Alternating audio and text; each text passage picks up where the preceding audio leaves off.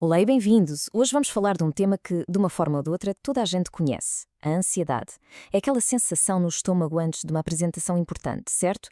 Mas quando é que essa emoção, que é perfeitamente normal, se transforma noutra coisa? E mais importante, o que é que se pode fazer? Bem, é isso que vamos ver agora. Vamos desmontar a ansiedade da emoção ao tratamento. Ok, vamos a isso. Para começar, temos de fazer a pergunta essencial. Afinal, o que é a ansiedade? Parece simples, mas a resposta tem aqui uns pormenores que vale mesmo a pena perceber. E a nossa primeira paragem vai direta ao coração do assunto.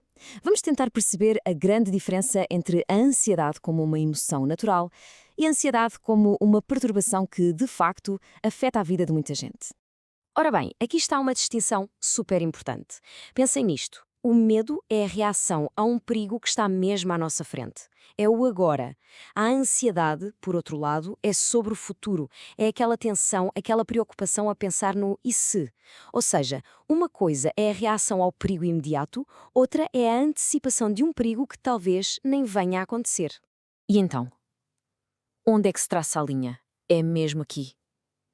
A ansiedade passa a ser uma perturbação quando deixa de nos ajudar e começa a ser a mais, quando é excessiva, quando não nos larga e principalmente quando é completamente desproporcional ao perigo real. É quando a preocupação com o e se é tão grande que nos impede de viver o hoje. Vamos avançar. Como é que isto se manifesta então? É que a ansiedade não vive só na nossa cabeça, não. Ela comunica através do nosso corpo de formas muito concretas. E aqui está a prova. O nosso corpo reage a esta antecipação de ameaça como se o perigo fosse real e estivesse a acontecer naquele preciso momento. O coração dispara, os músculos ficam tensos, são os nossos mecanismos de sobrevivência a serem ativados, muitas vezes sem razão aparente. E isso, claro, pode ser assustador e muito desgastante. E claro, a mente vai atrás do corpo. Estes pensamentos catastróficos, como não consigo ou vai correr tudo mal, não são só ideias. Eles criam um ciclo. A sensação física de pânico alimenta o pensamento de que algo terrível vai acontecer e esse pensamento intensifica ainda mais as reações do corpo. É um ciclo vicioso que se alimenta a si próprio. Passemos agora à forma como a área clínica organiza isto tudo. É que a ansiedade não é um diagnóstico único. Na verdade, é uma espécie de chapéu de chuva que cobre várias perturbações diferentes. Para se conseguir fazer estas distinções, os profissionais usam o DSM. Pensem nisto como um manual de referência da saúde mental. É o que ajuda a garantir que um diagnóstico é feito de forma consistente e com base em critérios claros, diferenciando, por exemplo, um ataque de pânico de uma ansiedade generalizada. E aqui conseguimos ver essa diversidade. Uma fobia específica, como o medo de aranhas, é uma coisa. Outra, completamente diferente, é o transtorno de ansiedade generalizada, que é aquela preocupação crónica com tudo e mais alguma coisa. Cada uma tem as suas características e, como vamos ver, os seus próprios tratamentos. E isto leva-nos à parte mais importante e, francamente, mais otimista disto tudo. Há esperança. A recuperação é mesmo possível.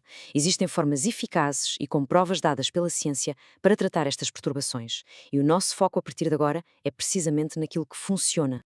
Esta pergunta é o ponto de partida para tudo, e a resposta é clara. A ajuda vem de profissionais.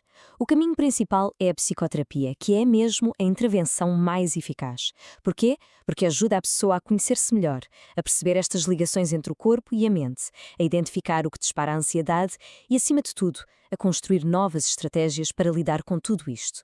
Então, como é que a psicoterapia ajuda na prática? Bem, não é só conversa. É um processo ativo, uma espécie de treino.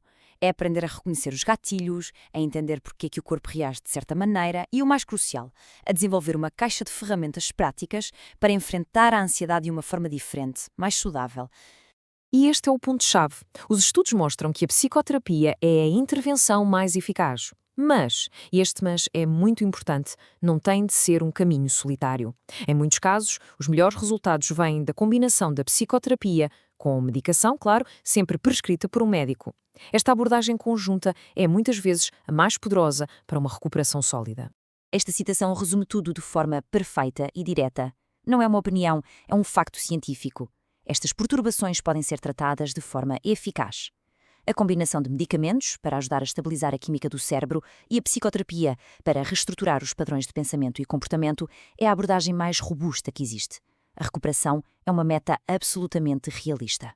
E este quadro mostra como os tratamentos são aplicados na prática. Não há uma solução única para todos. Por exemplo, no transtorno de pânico, a terapia cognitivo-comportamental, que é um tipo de psicoterapia muito prático, combinada com medicação, como os ISRS, que ajudam a regular a serotonina, tem uma taxa de sucesso muito elevada. Isto mostra que os tratamentos são específicos, direcionados e, o mais importante de tudo, eficazes. E terminamos com esta reflexão. Fizemos este percurso, desde perceber a ansiedade como uma emoção, até ver como se torna uma perturbação com sinais claros.